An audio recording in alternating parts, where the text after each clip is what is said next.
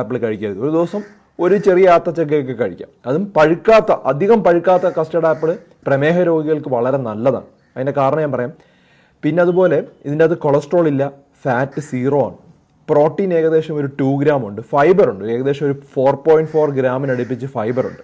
അപ്പോൾ അതുകൊണ്ട് തന്നെ പ്രമേഹ രോഗികൾക്ക് അധികം പഴുക്കാത്ത ആത്തച്ചക്ക ഒരു ദിവസം ഒരെണ്ണം വെച്ചൊക്കെ കഴിക്കാം. നല്ലത് തന്നെയാണ്, അവരുടെ ഷുഗർ കൺട്രോൾ ചെയ്യാൻ വേണ്ടി ഹെൽപ്പ് ചെയ്യും. അപ്പോൾ നാച്ചുറൽ ഫ്രൂട്ട് ആയതുകൊണ്ട് അതിന് ഗുണങ്ങളും ഉണ്ട്.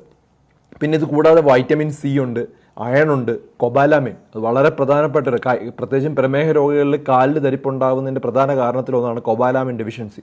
ആ കൊബാലാമിൻ ധാരാളം ആത്തച്ചക്കയിൽ അടങ്ങിയിട്ടുണ്ട്.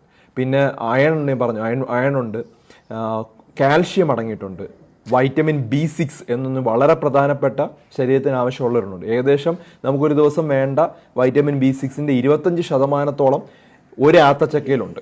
ഏകദേശം 100 ഗ്രാം കസ്റ്റർഡ് ആപ്പിളിൽ തന്നെ ഉണ്ട്.